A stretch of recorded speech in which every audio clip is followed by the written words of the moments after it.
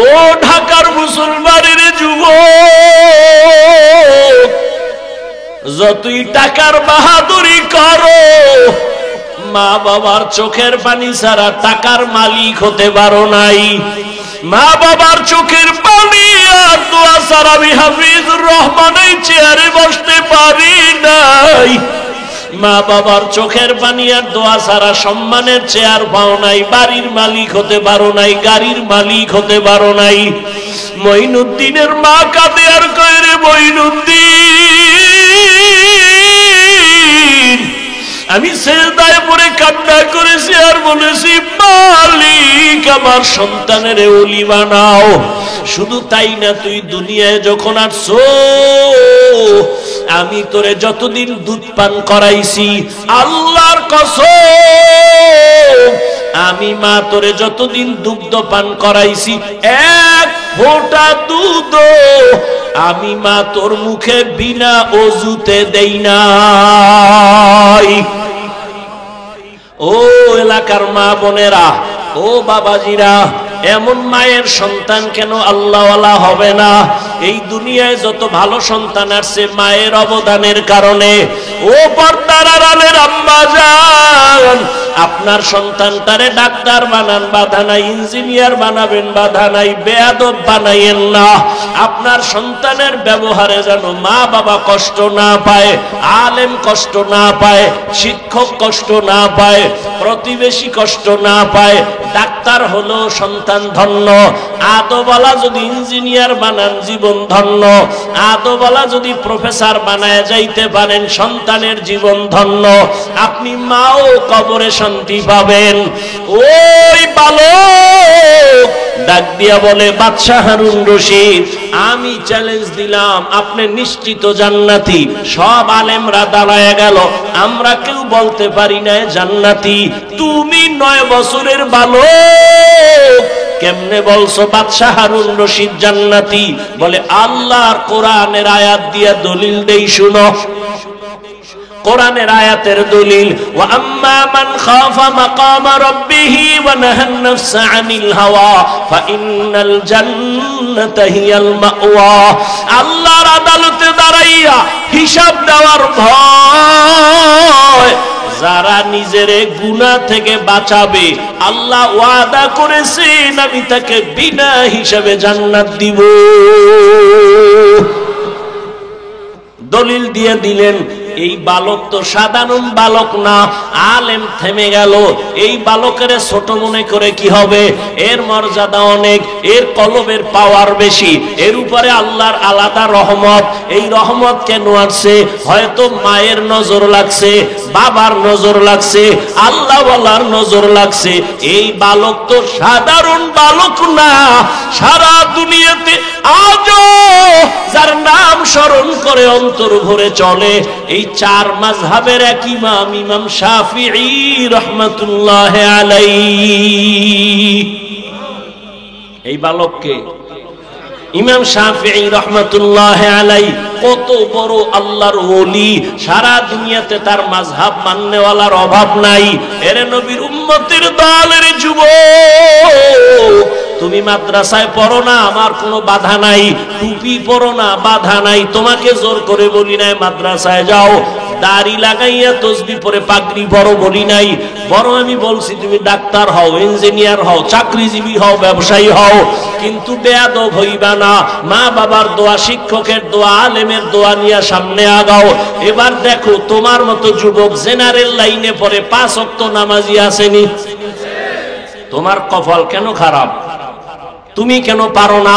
তোমার মতো যুবক স্কুলে পড়ে, কলেজে পড়ে, নামাজ ছাড়ে না। বলো বাবা আল্লাহ বিবেক দিছে, বিবেক দিয়া জবাব দাও। তুমি কেন পারো না? তোমার মতো যুবক রাস্তায় গাড়ি চালায়, নামাজ ছাড়ে না। বলো তুমি কেন পারো না? তোমার মতো যুবক র্যাব, আর্মি, পুলিশ, বিডিআরের চাকরি করে, নামাজ ছাড়ে না। বলো তুমি কেন পারো না? তোমার কপালে কার বরদোয়া লাগছে চিন্তা করো। তোমার মতো যুবক doctor, engineer, professor, OC, DC, SP, নামাজি নাই? তুমি কেন পারো না? এখনো সময় আছে, তওবা করো। কয়দিন আর দুনিয়ায় বাঁচবা? ও পর্দার আড়ালের মা বোন, আপনার মতো কত মা কত বোন এখনো আছে এই এলাকায়, পর্দা করে, বেপর্দায় চলে না, নামাজ ছাড়ে না, মোবাইলে সময় নষ্ট করে না, স্বামীর মাল নষ্ট করে না, হেফাজত করে, সন্তানগুলো আদর্শওয়ালা বানানোর মেহনত করে। ও মা, আপনি কেন পারবেন না? এখনো সময় আছে, তওবা করেন। আল্লাহর আযাবের ভয় অন্তরে জমা করিয়া আল্লাহর কাছে তওবা করেন। আর বেপর্দায় চলবেন না, আর নামাজ ছাড়বেন না, স্বামীর মাল খেয়ানত করবেন না, মোবাইলে সময় নষ্ট করবেন না। ও আমার কলিজার যুবক, এখনো সময় আছে, তওবা করো।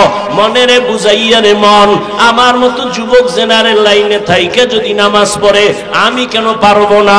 আজকে থেকে তওবা করলাম। জীবনে তো কম নামাজ ছাড়ো নাই, জীবনে দাড়ি তো কম কাটো নাই।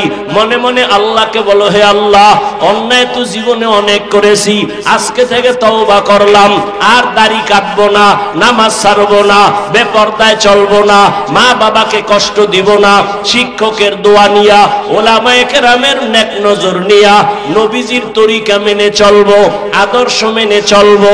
তওবার নিয়ত যদি হয়, মুনাফিকি না থাকে, খাঁটি তওবার নিয়ত যাদের আছে, দুটো হাত আমার আল্লাহকে দেখায়া দাও।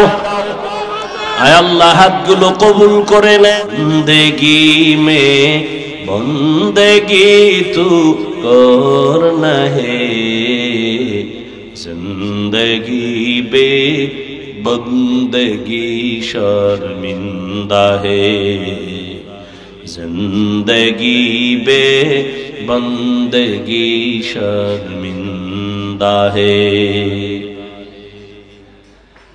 সংক্ষেপ ওই বালক কই আছে মনে আসেনি? কই? সিংহাসনে বসে বলে, এলেমের সম্মান তো এমনই হয়। দেখছেন নি, এখানে 4টা ছেলের মাথায় পাগড়ি দেয়া হলো, কিসের কারণে? আল্লাহর কোরআন তাদের সিনার মধ্যে জমা। এই বাংলাদেশের চালাক মানুষ বলো, আমরা যেই বাংলা বই পইরা বাংলা শিখছি, আদর্শ লিপি, এটার নাম কি? এটা কি আর পাল্টাইছেনি নামটা? গজব শুরু হয়ে গেছে না সাইডের দিকে। সর্বাঙ্গে ঘা ঔষধ দেব কোথা? আমাদের হযরত বলে গেলেন না প্রাইমারির বিষয়। হ্যাঁ, আসলে এদেশে ইসলাম কায়েম হবে, বেঈমানরা তো চায় না। এর থেকে বেশি কলিজা জ্বলে মুনাফিক মুসলমানদের।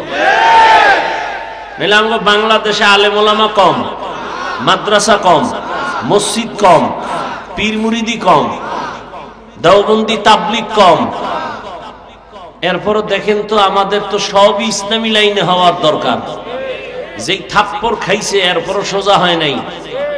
আন্তর্জাতিক ভাবে চায় যে ইসলাম নিচে থাকবে, আর মুনাফিক যেদি এডিও তাল মিলায় স্বার্থের জন্য। কয়া তো লাগবে না। ওই যে দেখেন না, আমি আমলের কথা বলছি, একদল হুজুরেরাই ময়দানে বয়ান করে, বেশি আমল লাগে না। মানুষ কই যাইব? আমি বললাম ওভার ডিউটি লাগবে, হে কয় ডিউটি লাগবে। আমি তো ডিউটির পরে ওভারে রস করছি, আর হে কয় ডিউটি লাগবে না। ওই বাজারে মাছ কিনতে যাই, দেখছি যে ফাও পাইছে, যায় তো 3 বেলা হয়। কয় ভাই আমার আসল লাভাতে ফাওটা দাও। জুতা জুতা। হ্যাঁ, আমি ওভার ডিউটির জন্য আবেগ দিয়া বয়ান করলাম, আর একদল কয় কোনো ডিউটিরই দরকার নাই, এত আমল দিয়া লাভ কি? আল্লাহ হেদায়াত দান করেন। এলেমের এত দাম, যে আদর্শ লিপি 10 পৃষ্ঠা পরে আমরা বাংলা শিখলাম। খুঁজো বাংলাদেশে এই 10 পৃষ্ঠা আদর্শ লিপির একজন হাফেজ আসেনি।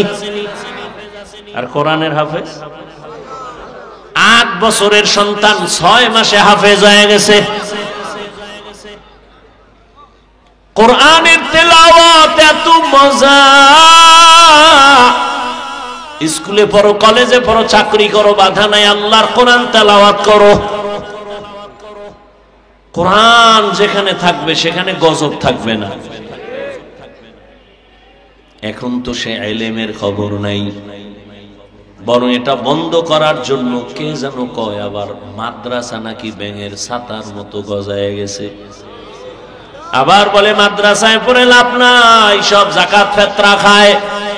এই কোনো ইহুদি কয় না, কিন্তু দুঃখ এই জায়গায় কোনো বেঈমানরা কয় না, মুসলমানেরা কয় মাদ্রাসায় পড়ে লাভ নাই, মাদ্রাসা ব্যাঙের ছাতার মতো, মাদ্রাসায় পড়িয়া যাকাত ফিতরা খায়, মাদ্রাসায় পড়িয়া এরা হক কথা বলতে পারে না। হক কথা কে কয়? হাসানুল হক, রাশেদ খান, হুমায়ুন আজাদ, আহমদ শরীফ, তসলিমা নাসরিন। হক কথা তো কোরআনওয়ালারা ছাড়া কেউ বলে না, কেউ বলে না। আর আমরা যে বলি কতটা বিনয়ী হইয়া বলি, নরম হইয়া বলি, পাও ধইরা বলি, যেন কষ্ট না যায়। কেন? কাউকে আঘাত করা মাকসাদ না। স্কুলে পড়ো আলহামদুলিল্লাহ, কলেজে পড়ো আলহামদুলিল্লাহ, চাকরি করো আলহামদুলিল্লাহ, ব্যবসা করো আলহামদুলিল্লাহ। দেখছেন নি কেমনে বয়ান করতেছি যাতে আপনাদের কলিজায় আঘাত না লাগে, এমন ভাবে বলতেছি যেন আপনারা দিল থেকে ইসলামটারে মহব্বত করেন। এমন বয়ান দিমু যে একজনে কয় ও বাবা ইসলাম এত কঠিন, তো দরকারই নেই। ওই একজনে বলে অন্ধ, ওরে কয় ভাই তুই চোখের জুতি বাড়া, শরীরের তাজা কর। কি খাইলে? কয় গাভীর দুধ খাবি। কয় এটা কেমন? কয় সাদা। কয় সাদা কেমন? কয় বক চিনো? বক না চিনি না। কয় বক হইলো বক বাঁকা। কেমনে? কয় ধান কাটে না কাশি, ইডার মতো। কয়টা দৌড়ে দেখা তোর দ্বারে লইছি, কাশিদের বেহা করে দেখে ও দর্শে, এটা দৌড়ে দেয় বা সর্বনাশ। এইটা আমার মুখে দিবি? দরকার নাই, আমি মইরেই যাই, তারপর আমি দুধ খাওয়ার কোনো দরকার নেই। ইহা হাম সব মুসাফির হ্যায়, কবর আখের ঠিকানা, कोई आगे रवाना है कोई पीछे रवाना। এরে আল্লাহর বান্দারা, 9 বছরের বালক বসে বলে ইলমের সম্মান তো এমনই হয়। আল্লাহর কোরআন অন্তরে ঢুকাও রে মুমিন। আল্লাহর কোরআন পড়লে যেই বরকত হবে, যারা এই কোরআন ওয়ালাকে মহব্বত করবে তারাও সে বরকত পাবে। এবার 9 বছরের বালক কয় আপনার প্রশ্ন কি? বলে আমার প্রশ্ন, আমি বাদশাহ হারুন রশিদ জান্নাতি না জাহান্নামী বলো।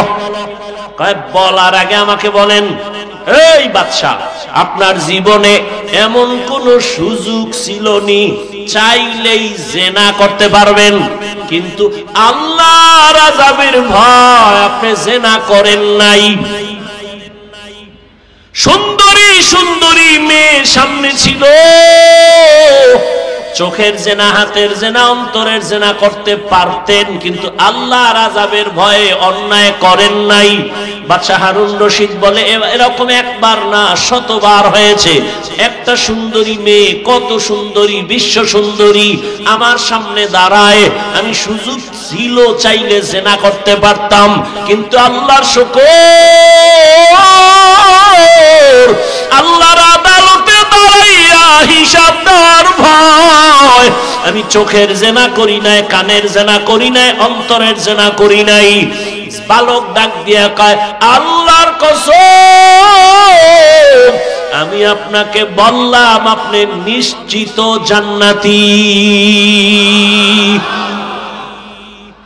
এরে যুবক, ও যুবতী বোনেরা, ও পর্দার আড়ালের মা, ঘরের মধ্যে দরওয়াজা জানালা বন্ধ করে মোবাইল একটা হাতের মধ্যে নিয়ে সারা রাত জেনা চলে। জেনা, চোখের জেনা, কানের জেনা, জবানের জেনা, অন্তরের জেনা, পুরা ঘরটার রুমে রুমে জেনা। এক রুমে ছেলে ঘুমায়, মোবাইলে জেনা।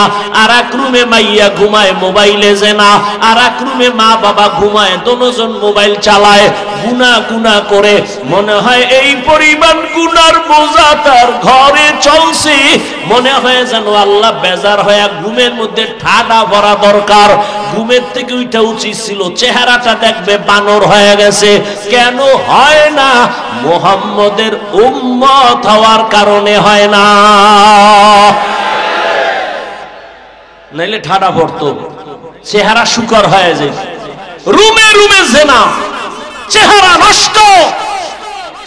গাছ ভালো হলে ফল ভালো হবে। একটা মা একটা বাবা যদি চিন্তা করতো, যারে আমি যত অন্যায় করব এর একটা রিয়াকশন গিয়া সন্তানের মধ্যে ঢুকবে। গাছ আম, আম গাছে কি কোনোদিন কাঁঠাল হবে? তো দুশ্চরিত্র মা বাবার গর্বে তো কোনোদিন আনোয়ার শাহ কাশ্মীরি আসবে না, খাজা মঈনুদ্দিন চিশতি আসবে না। খাজা মঈনুদ্দিন চিশতি মদিনাতুল মুনাওয়ারা থেকে ভারতে আসলেন কালেমার দাওয়াত দেওয়ার জন্য। খাজা মঈনুদ্দিন ভারতে ঘুরে ঘুরে ঘুরে কালেমার দাওয়াত দেয়। লক্ষ লক্ষ লক্ষ লক্ষ বিধর্মী তার হাতে কালেমা পড়ে মুসলমান। খাজা মঈনুদ্দিন আনন্দিত হইয়া মায়ের কাছে গেলেন। মা কয়, এত আনন্দিত কেন? মা, আমার হাতে বহু বিধর্মী কালেমা পড়েছে। মা কয়, তাতে তোর কি? সব অবদান তো আমি মায়ের। মঈনুদ্দিন ডাক দিয়া কামা তোমার? বলে হ্যাঁ। বলে কেমনে? সাথে সাথে খাজা মঈনুদ্দিনের মা চোখের পানি ছেড়ে দিলেন। চোখের পানি ছেড়ে কান্না করে, বাবা তুই আমার গর্বে যেদিন আসছো, আল্লাহর কসম ওই দিন থেকে আমি রাতের বেলা এক সেকেন্ডও ঘুমাই নাই। আমি রাতের গভীরে ওযু বানাইয়া জায়নামাজে বিছাইয়া সেজদায় পড়ে শুধু কান্না করেছি আর বলেছি, আরশে আজিমের মালিক, আমার গর্বের সন্তানটা তুমি তোমার ওলি হিসাবে কবুল করিও। মায়ের দোয়া তো বৃথা যাবে না, চোখের পানি খালি যাবে না।